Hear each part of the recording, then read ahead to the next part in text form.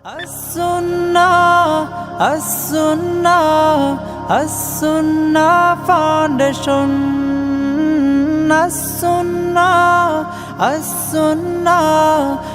As-Sunnah Foundation. আসসালামু আলাইকুম ওয়া রাহমাতুল্লাহি ওয়া বারাকাতুহু। আলহামদুলিল্লাহ, সালাতু ওয়াসসালামু আলা রাসূলিল্লাহ ওয়া আলা আলিহি ওয়া আসহাবিহি ওয়া মান ওয়ালা, আম্মা বা'দ। সুপ্রিয় দর্শক শ্রোতা ভাই বোন, দেশ কিংবা প্রবাস যে যেখান থেকে দেখছেন, আপনাদের সকলকে সাদর আমন্ত্রণ জানাচ্ছি আস-সুন্নাহ ফাউন্ডেশন স্টুডিও থেকে। আপনারা দেখছেন আস-সুন্নাহ ফাউন্ডেশন আয়োজিত সাপ্তাহিক সরাসরি প্রশ্নোত্তরমূলক অনুষ্ঠান শরঈ সমাধান। শরঈ সমাধানের আজ আমরা যে পর্বে উপনীত হচ্ছে সেটি হলো 272তম পর্ব। অন্যান্য দিনের মতো আজও ইনশাআল্লাহ আপনাদের সঙ্গে আমি ঘণ্টা ব্যাপী থাকছি এবং আপনাদের করা জীবন জিজ্ঞাসার উত্তর কোরআন এবং হাদিসের আলোকে দেওয়ার চেষ্টা করছি। ওয়ামা তৌফিকি ইল্লা বিল্লাহ। প্রিয় দর্শক, আপনার যে কোনো জীবন জিজ্ঞাসামূলক প্রশ্ন মন্তব্যের ঘরে লিখুন, আমরা ইনশাআল্লাহ আপনার প্রশ্নের উত্তর দেওয়ার চেষ্টা করব কোরআন এবং হাদিসের আলোকে। আপনারা আমাদের এই লাইভ অনুষ্ঠানটি একযোগে দেখতে পাচ্ছেন আমাদের ভেরিফাইড ফেসবুক পেজে, আস-সুন্নাহ ফাউন্ডেশন ভেরিফাইড ফেসবুক পেজে, আমাদের ভেরিফাইড ইউটিউব চ্যানেলে এবং আমাদের অন্যান্য পেজ ও চ্যানেলসমূহে একযোগে। যে কোনো জায়গায় প্রশ্ন করলেই আপনাদের প্রশ্ন আমরা সংগ্রহ করে উত্তর দেওয়ার চেষ্টা অব্যাহত রাখব। সেই সাথে যে সমস্ত প্রশ্নের উত্তর আজ লাইভে সময় স্বল্পতার কারণে দেওয়া সম্ভব হবে না, সেগুলো ইনশাআল্লাহ আগামীকাল এবং পরশু আমাদের দক্ষ ওলামা ইকরাম এবং মুফতিগণ আপনাদেরকে রিপ্লাইয়ের মাধ্যমে উত্তর দেওয়ার চেষ্টা করবেন। এছাড়াও আস-সুন্নাহ ফাউন্ডেশনের কল সেন্টার চালু হয়েছে, আপনারা অনেকে শুনেছেন।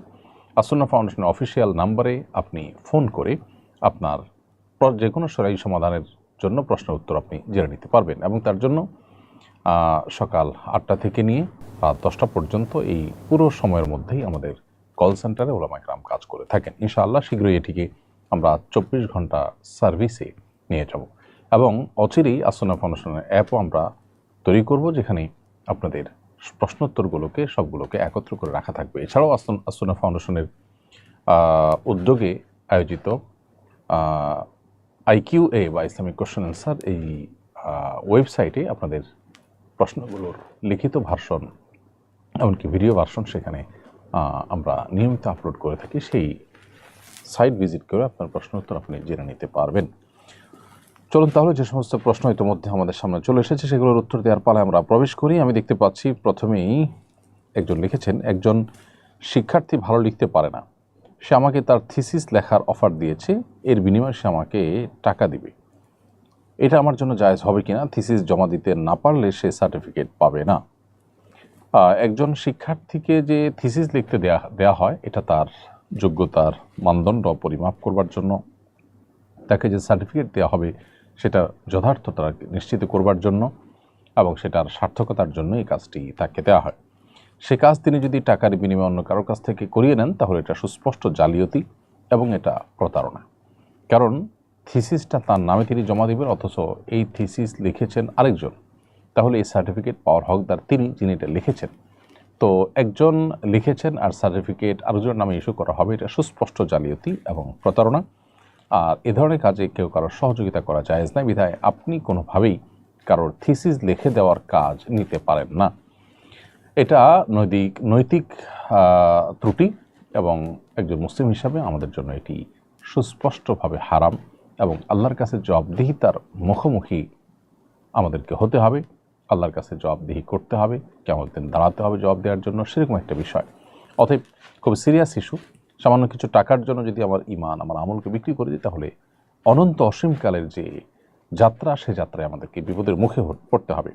তবে হ্যাঁ, আপনি তার থিসিস লেখার জন্য প্রয়োজনীয় তথ্য উপাত্ত এগুলো সংগ্রহ করে দিলেন, তাকে গাইড করলেন, সহযোগিতা করলেন, সেটা ভিন্ন বিষয়। কিন্তু তার থিসিস তাকে লিখতে হবে, আপনি পুরোটা লিখে রেডি করে দিতে পারবেন না। রবিউল আউয়াল মাসে আমাদের নবীজি জন্মগ্রহণ করেছেন, এই জন্য এই মাসের বিশেষ কোনো ফজিলত আছে কিনা বা এই মাসের বিশেষ কোনো করণীয় আমল আছে কি নেই? রবিউল আউয়াল মাস শুরু হয়েছে, এ মাস আমাদের প্রিয় নবী সাল্লাল্লাহু আলাইহি সাল্লামের জন্ম এবং মৃত্যুর মাস। বিশুদ্ধ মত অনুযায়ী এই মাসেই তিনি জন্মগ্রহণ করেছেন এবং এই মাসেই তার মৃত্যু হয়েছে। তো সেই কারণে এই মাসটি বিশেষ তাৎপর্যপূর্ণ, সেটি বলবার অপেক্ষা রাখে না যে মাসে নবী সাল্লাল্লাহু আলাইহি সাল্লামের জন্ম এবং মৃত্যু হয়েছে, সে মাসটি যে বিশেষ তাৎপর্য রাখে সেটি খুবই স্বাভাবিক, যে এটি গুরুত্বপূর্ণ মাস। কিন্তু এর বিশেষ কোনো ফজিলত, পৃথক অন্য মাসের থেকে এর আলাদা কোনো মর্যাদা এবং এই মাস উপলক্ষে বিশেষ কোনো করণীয় আমলের কথা কোরআন অথবা সুন্নাহ আমাদেরকে কোনোভাবেই নির্দেশ করেনি। অতএব নবী সাল্লাল্লাহু আলাইহি ওয়াসাল্লামের জন্ম মাস বা তার ওফাতের মাস হিসেবে এই মাসটি আমাদেরকে হয়তো নবী সাল্লাল্লাহু আলাইহি ওয়াসাল্লামের কথা স্মরণ করিয়ে দেয়, তার দুনিয়াতে আগমনের কথা, তার ওয়াফাতের কথা আমাদেরকে স্মরণ করিয়ে দেয়। কিন্তু তাই বলে এই মাস উপলক্ষে আমাদের কোনো করণীয় নির্ধারণ কোরআন হাদিস আমাদের জন্য করেনি। সেই জায়গা থেকে আমাদের এই মাসকে কেন্দ্র করে নিজেরা কোনো আমল বানিয়ে নিলে সেটি বরং বিদআতে পর্যবসিত হতে পারে, সেদিকটি আমাদের খেয়াল রাখতে হবে। সরকার প্রাথমিক বিদ্যালয়ে শিক্ষক নিয়োগ নীতিমালায় সঙ্গীত শিক্ষকের বিধান রেখেছে, অথচ ব্যাপক জনদাবি সত্ত্বেও ধর্মীয় শিক্ষক নিয়োগের বিষয়ে কোনো নীতিমালা নেই। এ বিষয়ে আপনার মন্তব্য আশা করছি। দুর্ভাগ্যজনক একটি বাস্তবতা যে আমাদের দেশে প্রাথমিক বিদ্যালয়ে শিক্ষক নেওয়ার ক্ষেত্রে সেখানে কোনো ধর্মীয় শিক্ষক রাখা হয়নি। বিশেষ করে ক্লাস 3 পর্যন্ত ধর্মীয় শিক্ষা নেই। 4-5-এ যে ধর্মশিক্ষা যতটুকু আছে সেটুকু অন্য শিক্ষকদেরকে দিয়ে চালানো হয়। এটা খুবই আপত্তিকর একটি বিষয়। আমাদের বাচ্চাদের জীবনের শুরুতে যদি নৈতিক শিক্ষা, ধর্মীয় শিক্ষা তাদেরকে না দেওয়া হয়, তাহলে এই বাচ্চারা পরবর্তীতে ধর্মীয় মূল্যবোধ এর অভাব তাদের মধ্যে থাকবে এবং সেটা নিয়ে তারা বড় হবে। আজ সমাজে যে অস্থিরতা আমরা দেখতে পাচ্ছি, সমাজে যে গ্যাপটা আমরা দেখতে পাচ্ছি, তরুণদের মধ্যে যে বিপদগামিতার প্রবণতা আমরা দেখতে পাচ্ছি, এটি দূর করবার জন্য আমাদেরকে অবশ্যই ধর্মীয় শিক্ষার ব্যাপারে গুরুত্ব আরোপ করতে হবে। বিধায় সঙ্গীত শিক্ষক, সঙ্গীত শেখানোর শিক্ষক যদি থাকে, তাহলে ধর্মীয় শিক্ষক থাকা কত গুরুত্বপূর্ণ হতে পারে। সঙ্গীত শেখাতে চান এদেশের কয়জন মা বাবা তার সন্তানকে, কিন্তু দিন শেখাতে চান কত মা বাবা। গণদাবি যদি পূরণ না করা হয়, তাহলে সেক্ষেত্রে গণতন্ত্রের নামে এই তামাশা বন্ধ করা উচিত। জনগণ কি চায়, জনগণের পালস কি, সেটা যদি বোঝার পরও সেটাকে যদি ইগনোর করা হয়, তাহলে সেক্ষেত্রে গণতন্ত্রের নামে এটা তামাশা ছাড়া কিছুই না। বিধায় এই তামাশা বন্ধ হওয়া উচিত এবং ধর্মীয় শিক্ষক প্রাথমিক শিক্ষায় নিয়োগ দেওয়া আবশ্যক। শুধু তাই নয়, আমরা অতি সম্প্রতি জানতে পেরেছি যে উচ্চ মাধ্যমিকেও আপনার ধর্মীয় শিক্ষা এটাকে ঐচ্ছিক করার সুপারিশ করা হয়েছে বা ঐচ্ছিক করার প্রক্রিয়া চলমান আছে। তো এটা যদি সত্যি পদক্ষেপ নেওয়া হয়, তাহলে সেক্ষেত্রে সেটা হবে আরও বড় দুর্ভাগ্যজনক বিষয়। অন্য আরও গুরুত্বপূর্ণ যে শাখাগুলো আছে, বিষয়গুলো আছে, সেগুলোর পাশাপাশি ধর্মীয় শিক্ষাটাও বাধ্যতামূলক রাখাটা অপরিহার্য। আমরা যেখানে আমাদের সমাজে অধঃপতন দেখতে পাচ্ছি, সেখান থেকে উত্তরণের জন্য আমাদের সন্তানদেরকে গুরুত্বের সাথে ধর্মীয় শিক্ষা, ধর্মীয় মূল্যবোধ শেখানোর তাগাদা আমরা প্রতিদিন অনুভব করছি। সেখানে সেই জায়গা থেকে আমাদের আরও পেছনে সরে যাওয়া, এটা পাশ্চাত্যপদতা ছাড়া আর কিছুই নয়। এদেশের সাধারণ সর্বস্তরের মানুষ কি চায়, তাদের সন্তানকে ধর্মীয় শিক্ষা দিতে চায় কিনা। এদেশের প্রত্যেকটা মা বাবা তাদের সন্তানদেরকে দিন শেখাবার জন্য আলাদা হুজুর, আলাদা শিক্ষক তাদেরকে বাসা বাড়িতে নিয়োগ দিতে হয় এবং সে তারা টাকা পয়সা খরচ করে করেন। এখান থেকে তাদের আগ্রহ বোঝা যায়।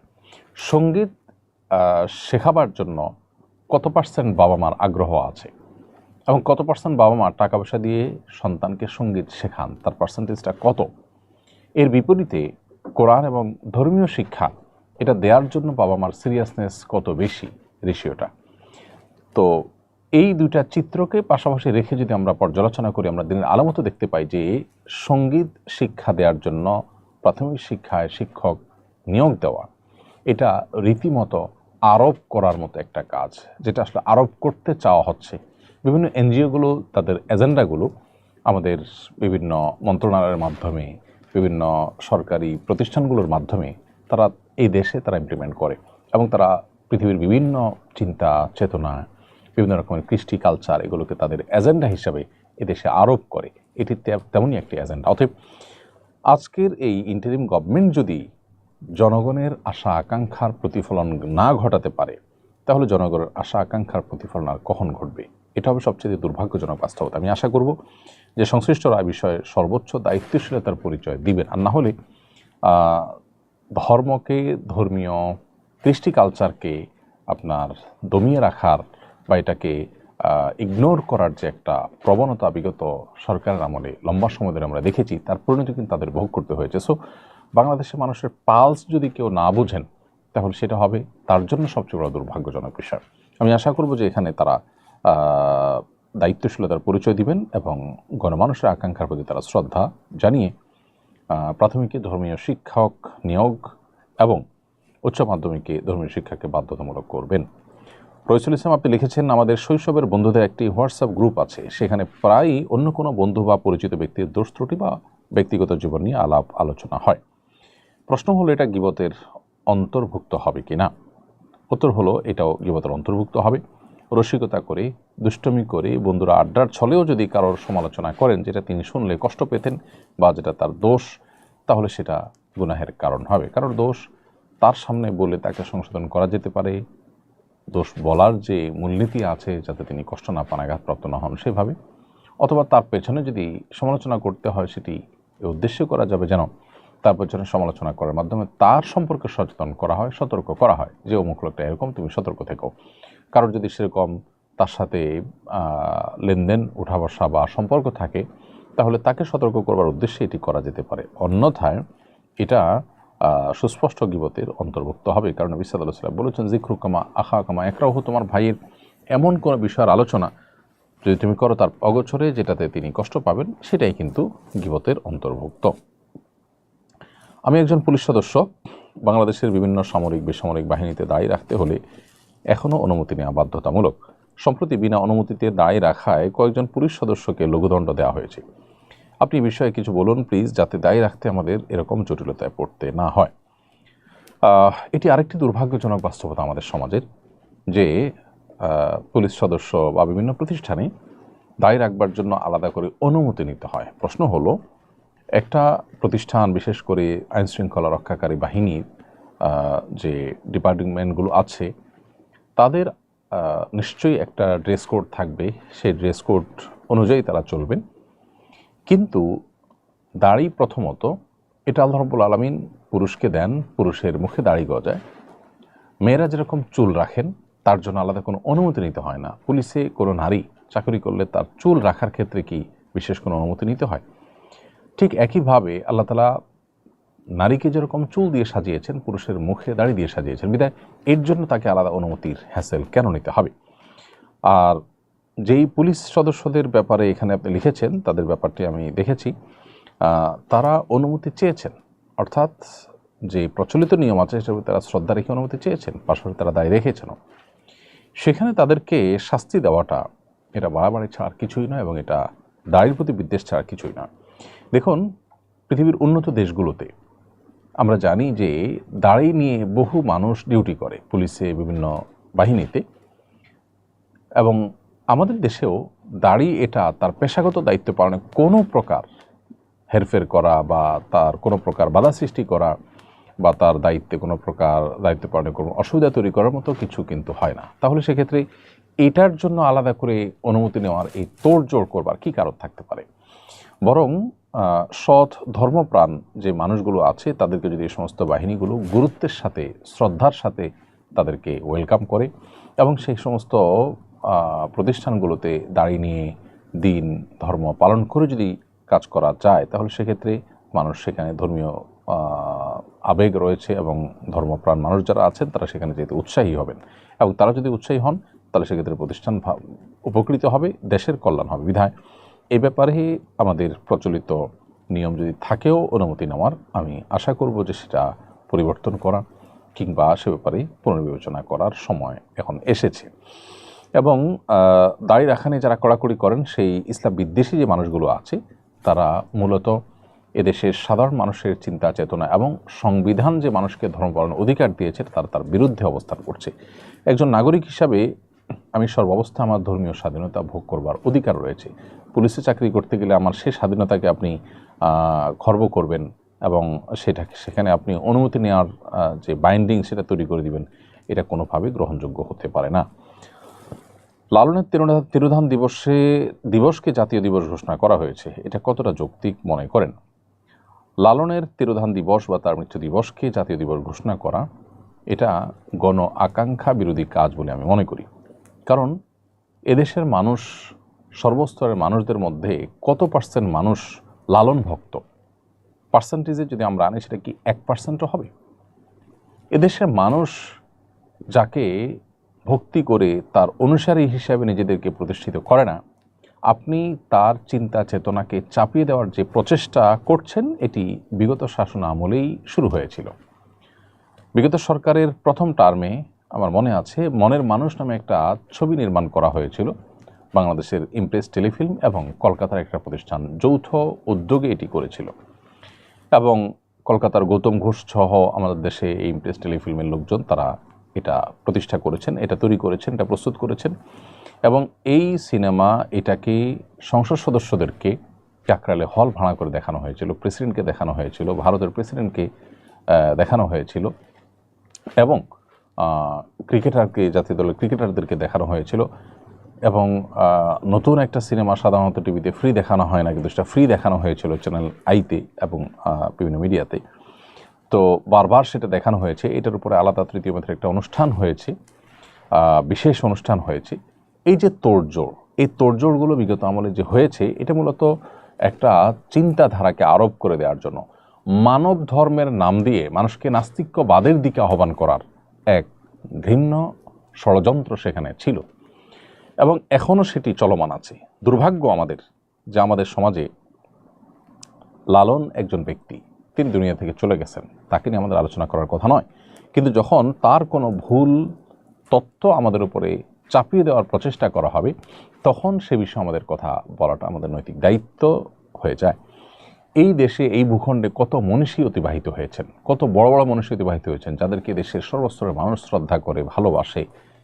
তাদের কজনের মৃত্যু দিবসকে আমরা জাতীয় দিবস হিসেবে ঘোষণা করি? তাহলে সেক্ষেত্রে হঠাৎ করে লালনের তিরোধানকে, মৃত্যু দিবসকে জাতীয় দিবস হিসেবে কেন ঘোষণা করা হবে?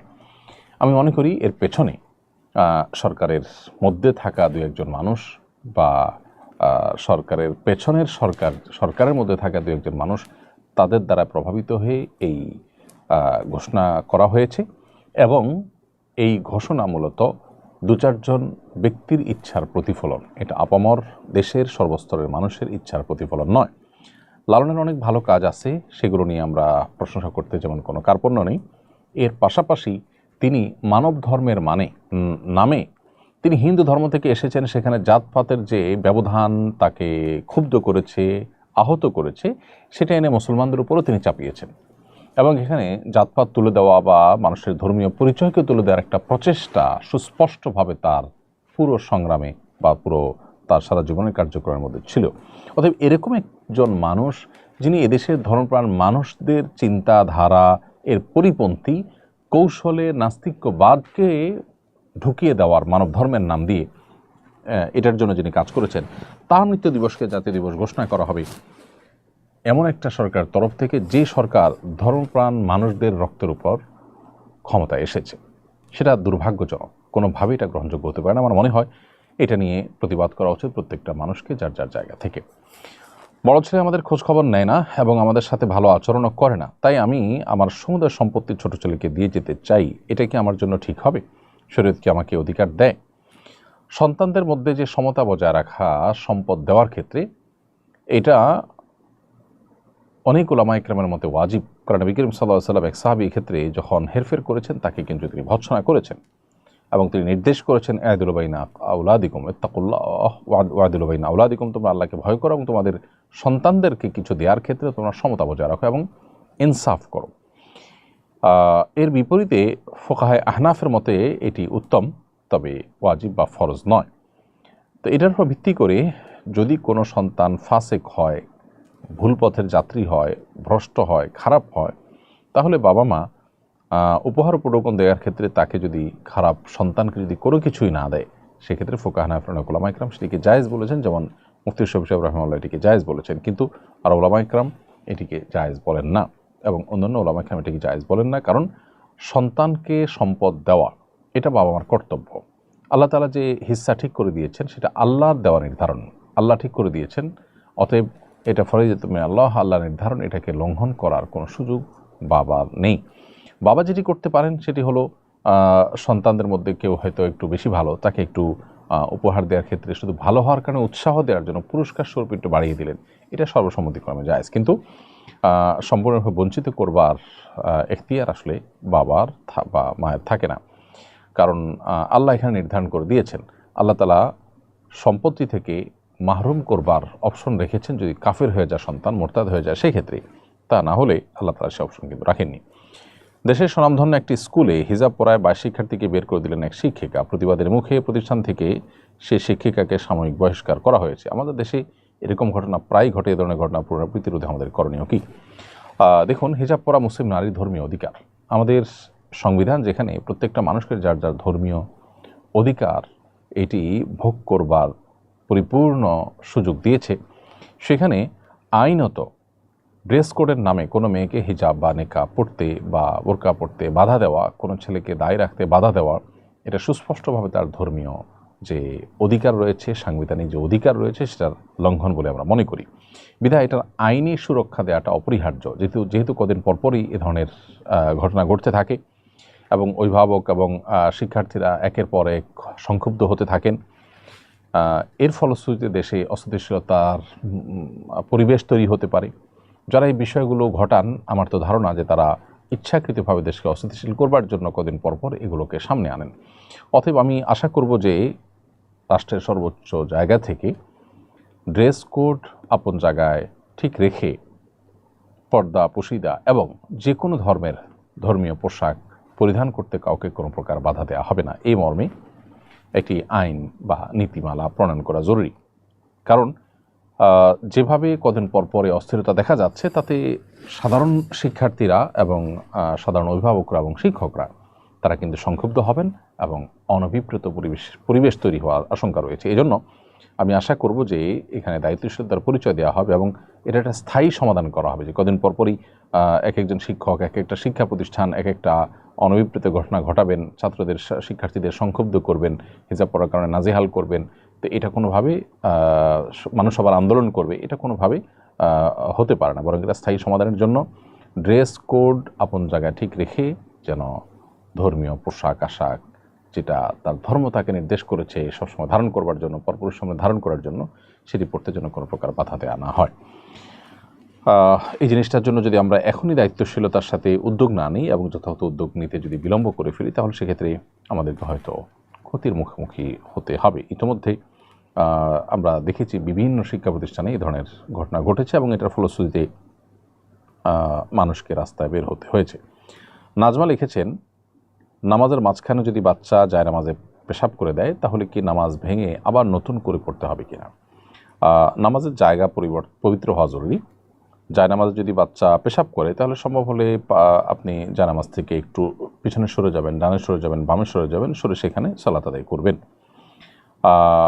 আর কোনোভাবে যদি আপনি আশেপাশে একটু সরে গিয়ে একটু সামনে কিংবা একটু পেছনে বা ডানে বা বামে কেবলামুখীতা ঠিক রেখে যদি আপনি এদিক সেদিক সরে পেশাবের জায়গায় সেজদা করলেন না, সেখানে আপনার শরীরের কোনো অঙ্গ প্রত্যঙ্গ লাগলো না, আপনার নামাজের জায়গাটাকে আপনি পবিত্র রাখলেন, সেভাবে নামাজ পড়েন, তাহলে নামাজ আদায় হয়ে যাবে। সেক্ষেত্রে নামাজ ভেঙে তারপরে আপনাকে পুনরায় পবিত্র জায়গায় দাঁড়িয়ে নামাজ পড়ার বিষয়টা আবশ্যক নয়।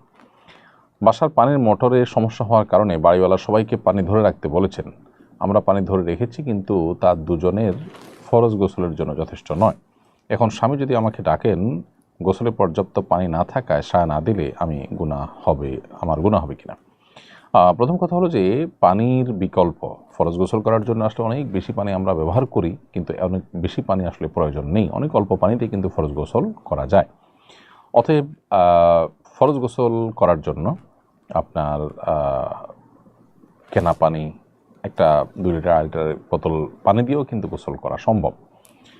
বিধায় স্বামী স্ত্রীর পারস্পরিক শারীরিক সম্পর্ক, যেটি চরিত্র রক্ষা করবার জন্য প্রয়োজন, এবং স্বামীর ডাকে বিশেষ করে স্ত্রীর জন্য সাড়া দেওয়া আবশ্যক হয়ে যায়, স্বামীর পুততা পবিত্রতা এটাকে রক্ষা করবার ক্ষেত্রে সহযোগিতার প্রয়োজনে, সেই জন্য বিকল্প পানির ব্যবস্থা করে হলেও, এমনকি পানির যদি কোনো ব্যবস্থা না থাকে তাহলে সেক্ষেত্রে তায়াম্মুম করবে, তারপরেও সাড়া দিতে সচেষ্ট থাকা দরকার। সম্প্রতি নারীর জন্য ইনসাফ শিরোনামে একটি সেমিনার অনুষ্ঠিত হয়েছে। অনুষ্ঠানে মঞ্চে কোনো নারী না থাকায় অনেকে ইনসাফ পরিপন্থী হিসাবে বিষয়টিকে আখ্যায়িত করেছেন। প্রশ্ন হলো, আপনি এই ধরনের অনুষ্ঠানকে কতটা প্রয়োজনীয় মনে করেন?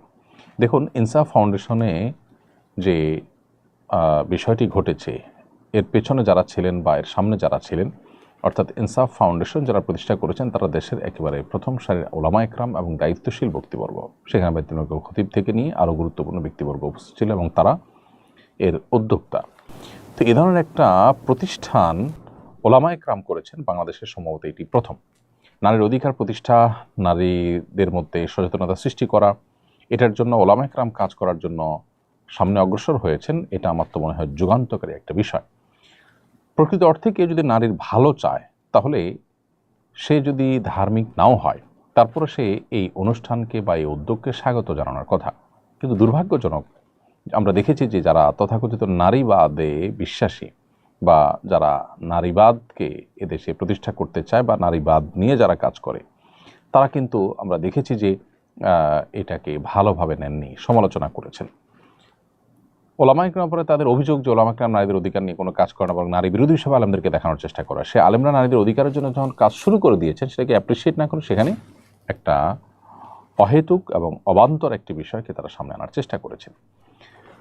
তো এই বিষয়ে বলতে চাই যে ইনসাফ, একজন মুসলিম মনে করেন যে ইনসাফের সংজ্ঞা কী? ইনসাফ মানে আল্লাহ রাব্বুল আলামিন আমাদেরকে যে আদেশ নিষেধ দিয়েছেন সে আদেশ নিষেধের আলোকে আমাদেরকে পরিচালিত করা, প্রত্যেককে যার যার অধিকারগুলো দিয়ে দেওয়া। একজন পুরুষ একজন নারী তাদের পরস্পরের মধ্যে ইনসাফ মানে সমান সমান হওয়াটা, এটা প্রকৃত অর্থে সবসময় ইনসাফ হয় না। ইনসাফ মানে শরিয়া দৃষ্টিকোণ থেকে মূলত ন্যায্যতাটাই গুরুত্বপূর্ণ। অতএব নারীকে তার ন্যায্য অধিকার দেওয়াটা হলো সবচেয়ে গুরুত্বপূর্ণ বিষয়। এই অনুষ্ঠানে নারীরা ছিলেন এবং তারা পেছনে অত্যন্ত সম্মানজনকভাবে অবস্থান গ্রহণ করেছেন। বিধায় নারীর প্রতি এখানে কোনো অবিচার হয়নি, বেইনসাফি কিছু হয়নি। নারীকে পুরুষের সাথে দাঁড়াতে বাধ্য করা এটা বরং বেইনসাফি। কারণ একজন নারী তিনি তার জন্মগত এবং স্বাভাবিক যে লাজুকতা আছে সেটার কারণে পুরুষের সাথে তার অবস্থান গ্রহণ করাটা এটা তার জন্য বরং কষ্টের, এটা তার জন্য বরং অস্বস্তির। অতি সম্প্রতি বিবিসি বাংলার একটা রিপোর্টে আমরা দেখেছি জাতিসংঘের সদর দপ্তরে পর্যন্ত নারী সহকর্মীদেরকে অনবরত হেনস্থার শিকার হতে হয়, যৌন হেনস্থার শিকার হতে হয়। কি বলবেন, নারীকে পুরুষের পাশাপাশি মিশিয়ে ফেলার মাধ্যমে নারীর অধিকার দেওয়া হয়েছে নারীকে না, নাকি নারীর প্রতি আরও জুলুমের পথকে সুগম করা হয়েছে? বিধায় যারা মনে করেন যে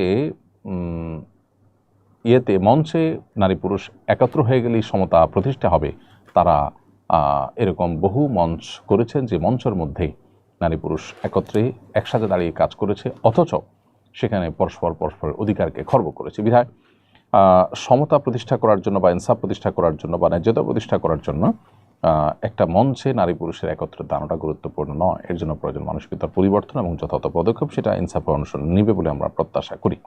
ইয়াসমিন দিবা লিখেছেন, বউ সাজানোর ছবি বাসার ব্যবসার প্রচারে পার্লারের পেজে আপলোড দিলে গুনাহ হবে কিনা বা দেওয়া যাবে কিনা জানালে অজানা পাপ থেকে বেঁচে যেতাম। দেখুন, বউ সাজানোর ছবি আপনি যদি আপনার সোশ্যাল মিডিয়াতে দেন, আপনার ব্যবসায়িক প্রচার এর মধ্যে সেটা ব্যবহার করেন, তাহলে সেক্ষেত্রে সুস্পষ্টভাবেই পর্দা লঙ্ঘন হবে, সেটা বলার অপেক্ষা রাখে না। কারণ একজন নারী তার সৌন্দর্যকে পরপুরুষের সামনে প্রদর্শন করে বানানো জায়েজ নয়। বিধায় আপনি যদি এভাবে প্রচারণা করেন তাহলে আপনি গুনাহগার হবেন, সন্দেহাতীতভাবে পর্দার বিধান লঙ্ঘন হবে, নারীর অপমান হবে। বিধায় এই জায়গা থেকে আপনার সরে আসা উচিত এবং এটা ভিন্ন কোনো বিকল্প পথ আপনার আবিষ্কার করা উচিত। এমনি ইমরান মাহমুদ আপনি লিখেছেন, আমার একটা প্রশ্ন, সন্তানের বিয়ের বয়স হলে মা বাবার করণীয় কি? সন্তানের যদি বিয়ের বয়স হয় তাহলে মা বাবার করণীয় হলো তাকে দ্রুততার সাথে বিবাহের উদ্যোগ নেওয়া, বিবাহের ব্যবস্থা করা, তার জন্য যাবতীয় পদক্ষেপ গ্রহণ করা। কারণ নবী সাল্লাল্লাহু আলাইহি ওয়াসাল্লাম বলেছেন, সন্তানের বিয়ের বয়স হলে তোমরা তোমাদের সন্তানদেরকে উপযুক্ত পাত্র পেলে বিয়ে দিয়ে দাও। উপযুক্ত পাত্র পেলে যদি বিয়ে তোমরা না দাও তাহলে সেক্ষেত্রে সমাজে যে ফেসাদ এবং যে পরিমাণ ব্যত্যয় ঘটবে, যে পরিমাণ অসুবিধা তৈরি হবে, তার দায়ভার কিন্তু অনেক ক্ষেত্রেই বাবা মাকে বহন করতে হবে, কারণ তারা তাদের সন্তানকে বিপথগামিতার দিকে ঠেলে দিয়েছেন।